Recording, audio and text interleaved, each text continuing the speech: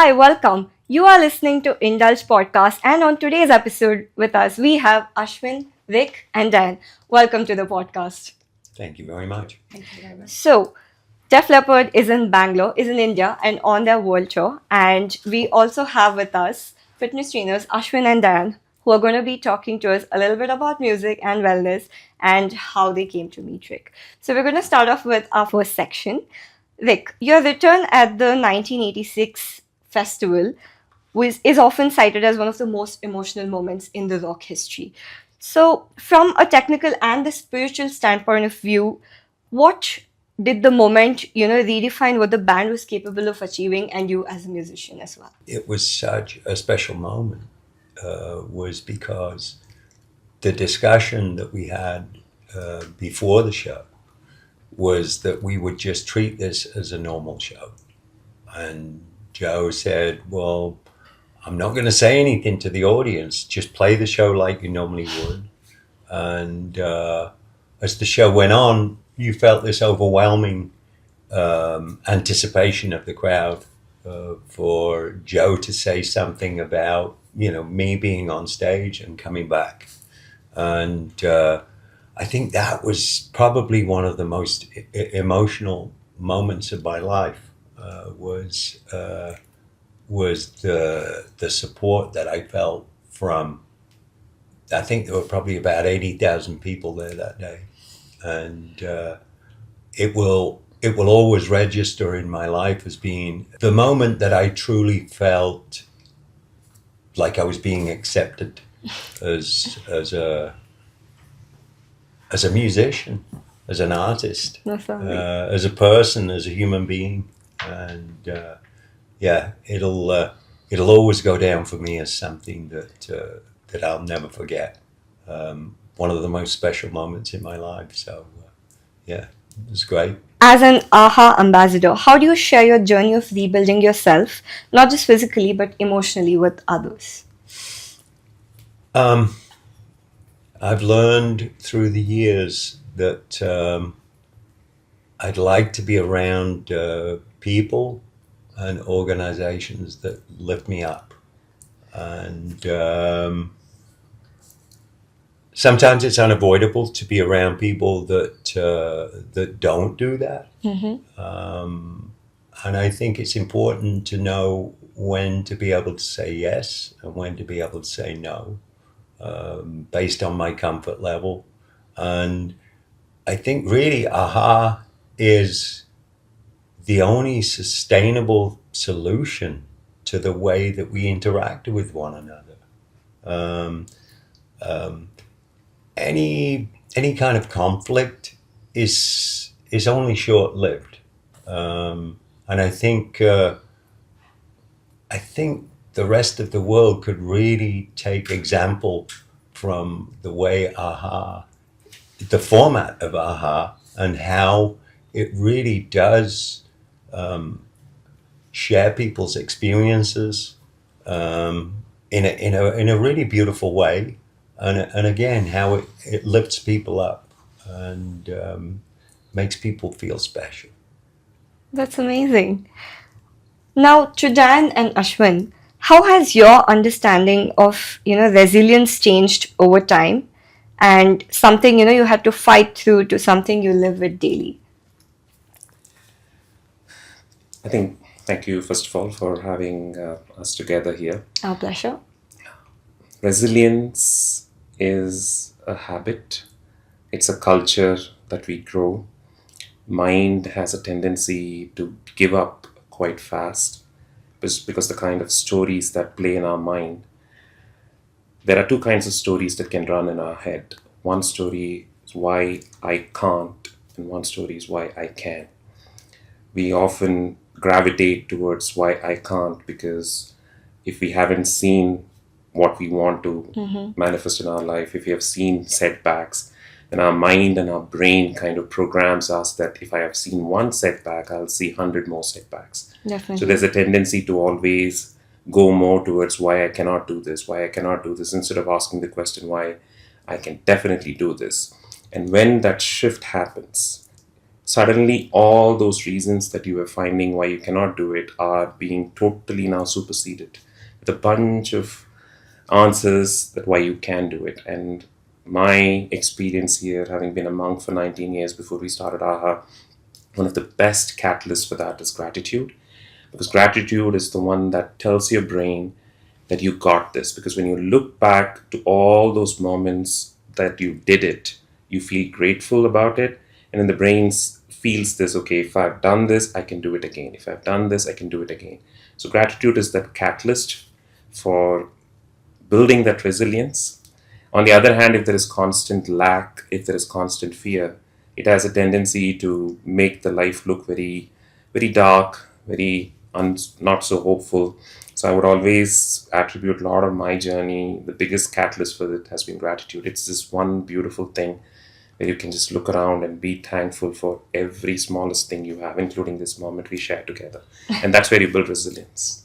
Lovely. So now what I want to know is how these mind fitness exercises help someone like Rick. And Rick, feel free to jump in and tell me about your, fitness training ideas that you do before you go on stage. Because for someone who's touring a world, or for someone who has to, give their best every day on stage for the audience, for their fans. So how do you help an artist like that train? Or how do you, take those exercises? I mean, they can't be traveling with you all the time, or your trainers can't be there. So at sometimes you're on your own. So how do you train before you go on stage? The moment I wake up in the morning, my knee jerk these days, and it wasn't always this way, but my knee jerk is love and gratitude, and just ponder the things that I have in my life that fulfill me. Thinking about, my home life, my wife, my daughters, and all the things around me that I've been able to manifest, and not thinking about the things that I don't have. Really focus on what I do have. And when I do that, I'm able to create a future reality that continues to build in a more positive way. And then when it comes to playing drums, really taking care of the body first, making sure that I drink the right things, water, make sure that I nourish myself with all the right foods. Today was papaya, nuts, and a masala dosa, which was a good start. And then before I go on stage, really thanking my higher power, invoke the presence, and just be able to be in that moment. And it calms down the mind chatter of, I can't do this, or maybe I'm not going to be as good tonight as I was last night. It's more of a process of letting go and giving that up to a higher power. And then thanking all the people around me. I call them my support team. God, my parents, whether they're here or not, it doesn't particularly matter. It's the idea of just thanking that support team, and that we can get through this together. Definitely. And then I feel ready to play, and then the exchange between myself and the people in the audience is so much more powerful. Yeah. Yeah, just to add to that, what Rick says, just realizing how blessed we are. And, we are living, we're breathing. Gratitude by itself, just for that alone, is just amazing. Just remembering that, we have breath and we can use that. And a lot of the times that, we're not using our breath, we're just like tight and we feel that tightness, but just open up and just take a nice deep breath. 5 minutes in the morning, just being grateful. I think we all share, the similar practices, the fact that we have that with us. And if you can, go out and take a small walk. Being mind fit and physically fit both goes hand in hand with each other. Ashwin and myself are both marathon runners, and we didn't become marathon runners overnight. Everyone asked the question, wow, you run a marathon, I wish I could do that. The fact is, yes, you make those goals for yourself. You have those intention. You set your mind, right?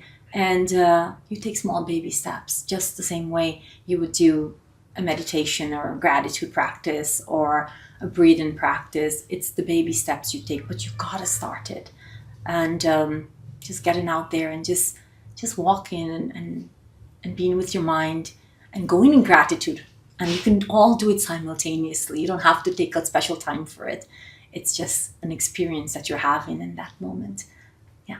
Lovely. Now, holding on to that, thought of gratitude, we come to the end of section 1. And I thank both you and Ashwin for joining us.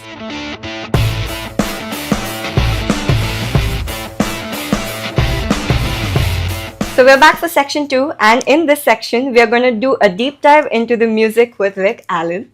And so here we go. The way you integrated technology to adopt your drumming style wasn't just a workaround. It became a signature part of Def Leppard sound. So how do you feel that shift in your setup actually pushed the band's creativity into the studio? I think the way that manifested in the studio was we became less afraid of technology. Technology that really hadn't been used that much. Yes. And it was new for me. I still love to play acoustic drums because of just, the way they feel, the way they sound. That's the thing that inspired me, when I first started playing as a young boy.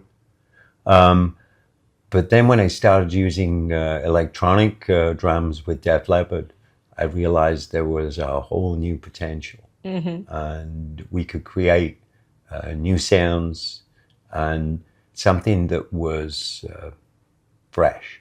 So, yeah.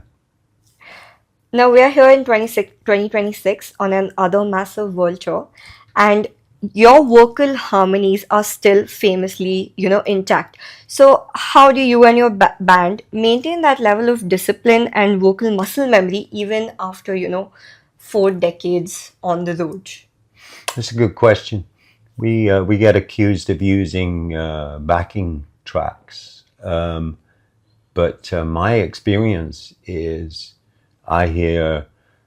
we use this warm-up. Our friend Roger Love, he's worked with Joe extensively, and it's a series of warm-ups. Go, go, go, go, go, go, go, and then you go through all these different parts of the throat to warm up the throat very thoroughly. And depending on atmospherics or how people's throats are feeling, we can sometimes spend, 3 or 4 hours just listening to this warm-up tape in the dressing room. Wow. And that's one of the reasons why we sound so good vocally. It's very old school approach. Mm-hmm. There's no real shortcut. It's really just hard work and just maintaining that level of excellence, And I hear it every single day, or every time we do a show. So I know that it works, and just singing together as much as we possibly can. And then it really does, it just becomes natural, it's almost like one voice. Yeah, it's effective. I mean, with the fans that grow and appreciate that it hasn't changed in so many years, mm-hmm. I think now we know the secret formula to it. Yeah, I mean, it's not really complicated in terms of how we implement that. Mm-hmm. It's just about just doing that. It's like anything, it's like exercising. The more you do it, the more it becomes.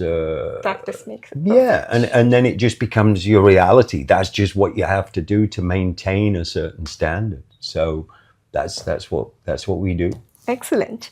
Having navigated major changes in the music industry from vinyl to now streaming, how has your relationship with fans shifted, particularly in markets like India?